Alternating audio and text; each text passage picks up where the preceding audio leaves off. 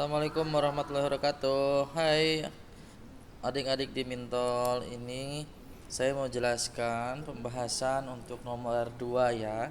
Jadi ada dua buah bola ya. Ada M1 yang di sebelah sini, ada M2 yang di sebelah sono gitu. Mereka dihubungkan dengan batang ringan yang masanya diabaikan. Nah, asumsinya bahwa batang ini akan menempel dengan dua bola M1 dan M2, tidak akan lepas. Jadi ketika M2 dilepas, maka dia akan bergerak ke bawah. Nah, pada saat yang sama, karena M2-nya ke bawah, batang ini terhubung dan menekan benda satu kan, maka benda satu itu akan terdorong ke sebelah kiri atas, sebelah sana. Nah, gitu ya gambarannya. Nah, sekarang kita ingin mencari hubungan antara besar percepatan benda satu dengan percepatan benda dua.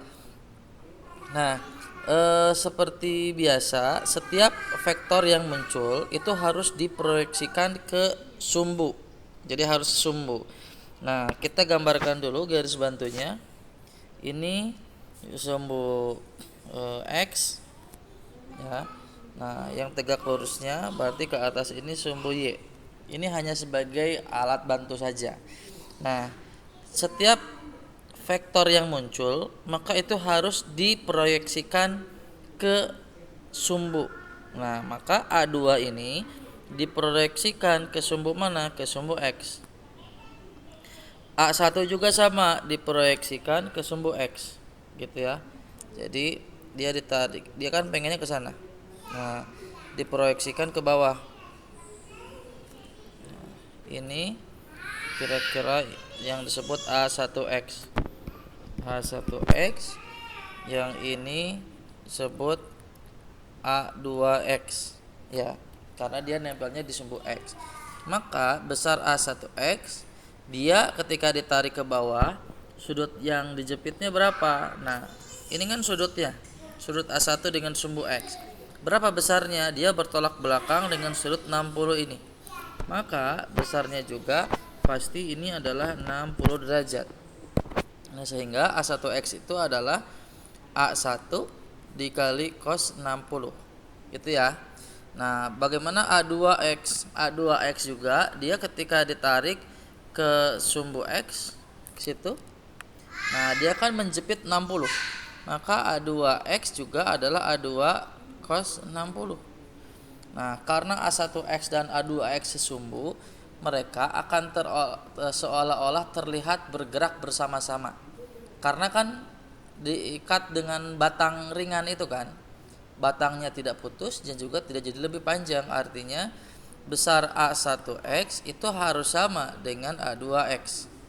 Nah, yang ini A1X itu A1 cos 60, A2X itu A2 cos 60, sehingga cosnya ini bisa dicoret, kesimpulannya A1 senilai dengan A2.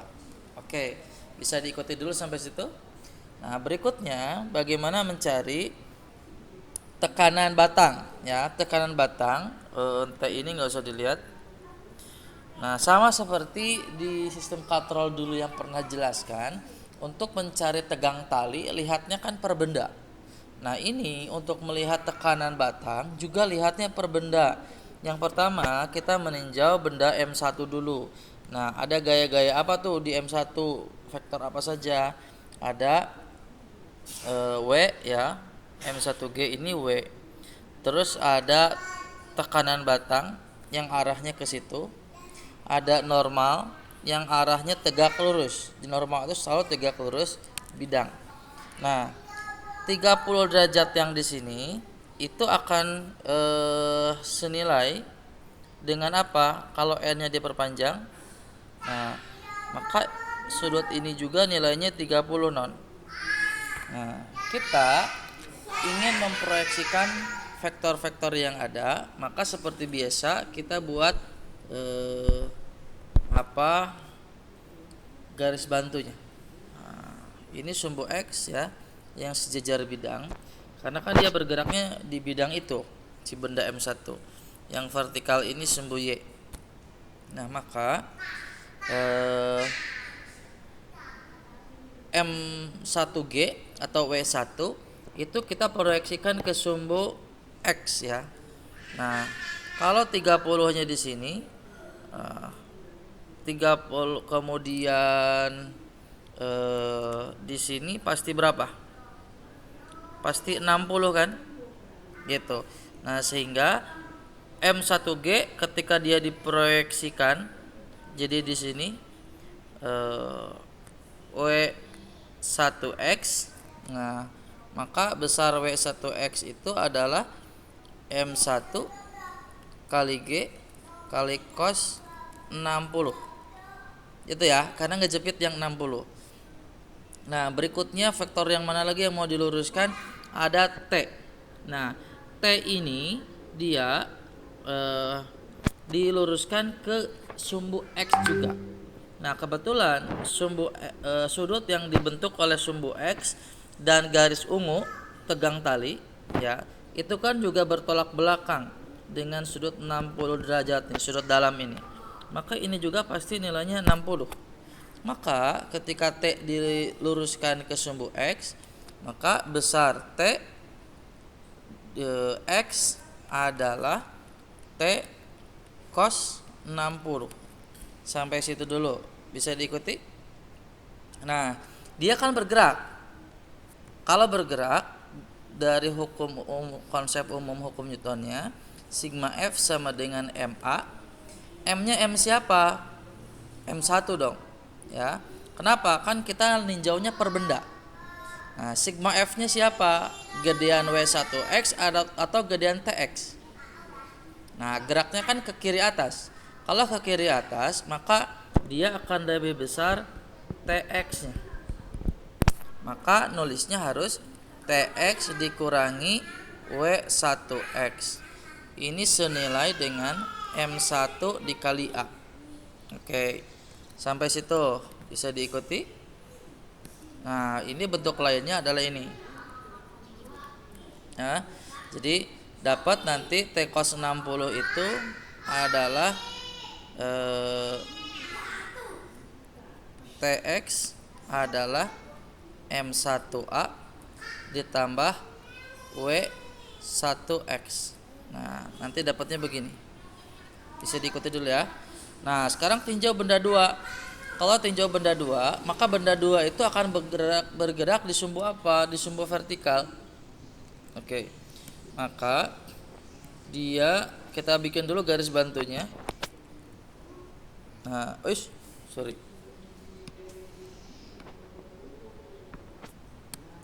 Nah, dia akan bergerak ke sono. Nah, dia akan dilawan oleh siapa? Maka kita gambarkan garis-garis bantunya. Ini X. Kemudian yang vertikal ke atas ini adalah Y. Nah, gambarkan vektor-vektor itu diproyeksikan ke sumbu. Nah, maka yang belum diproyeksikan ke sumbu itu adalah T-nya kan. Nah, ini kan nilainya 60. Maka ini juga pasti nilainya 60. Maka T yang pengen ke sono itu dia diproyeksikan ke sumbu Y. Nah, ketika diproyeksikan ke sumbu Y, ini besar T-nya. TY besarnya apa? Maka T cos 60 juga kan. Karena si 60 ini nanti kejepit kalau si panah ungu ini diluruskan ke sumbu Y. Nah, setelah disearahkan, maka di benda 2 itu sigma F sama dengan M2 kali A. Nah, kita sudah meninjau benda 2 sekarang ya, maka M-nya jadi M2. Nah, maka sigma F itu siapa? Ke bawah ada W2 ya. Ada W2 yang ini. Nah, ke atas ada TY yang ini. Itu TY. Nah, maka gedean ke bawah kan, karena kan geraknya ke bawah. Maka W2 dikurangi TY sama dengan M2 kali A. Nah, maka dari sini W2 itu adalah M2 kali G dikurangi TY. TY itu adalah T cos 60 sama dengan M2A. Maka didapat M2G dikurangi M2A sama dengan T cos 60. Nah, oke, bisa diikuti nggak nih? Kelihatan nggak? Kita sudah dapat T cos 60-nya tuh. Dari tinjauan benda 2 dapat T cos 60. Ini TX juga kan sebenarnya T cos 60. M1 kali A ditambah M1 dikali G kali cos 60. Nah, sama nggak tuh T cos 60? Nah, di sini penjelasannya eliminasi T persamaan 2 dan 3. Jadi nanti adik-adik bisa dibikin persamaan T cos 60 sama dengan T cos 60. Nah, T cos 60 sama dengan T cos 60 itu kalau yang di sini, nah ini yang sebelah kiri ini dari tinjauan benda 2. Sorry. Nah, biar nggak bingung, saya uraikan aja di bawah ya, di sini. T cos 60 yang bawah ini. Nah, dia jadi M2G dikurangi M2A sama dengan, nah ini kan dari sini, satunya lagi dari sini, masukin M1A ditambah M1G cos 60.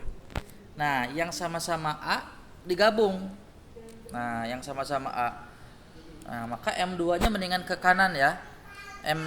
Yang ada G-nya ke kiri. Jadi M2G dikurangi M1G cos 60 sama dengan M1A ditambah M2A. Bisa diikuti nggak? Maka keluarkan A-nya, M1 tambah M2. Ini adalah A. Ini M2 dikurangi M1 cos 60 sama-sama punya G, G-nya keluarin aja. Maka A itu dapat M1 min M2 cos 60. Nah, ini kali G ya, dibagi M1 tambah M2.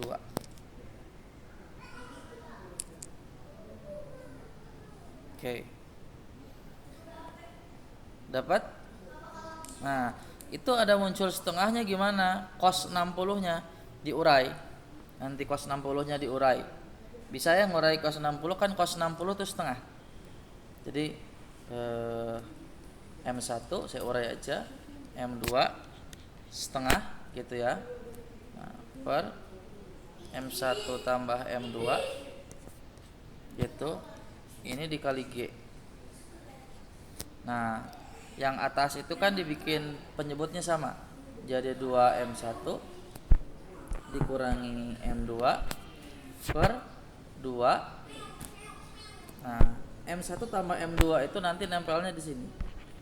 M1 tambah M2. G.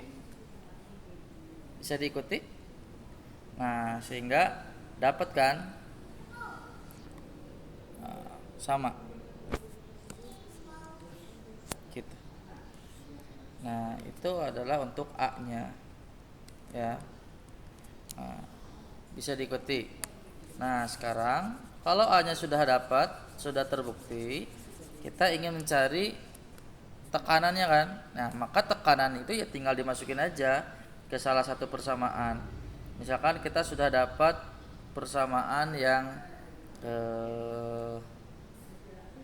nah, kalau ini dimasukinnya dari sini untuk mencari tekanan batang kan. Maka T cos 60 sama dengan M 1 kali A tambah M1G cos 60. Ya, A-nya nanti ganti sama yang mana? Sama yang ini. A-nya masukin ke situ. Dapat deh nanti T-nya. Gitu ya.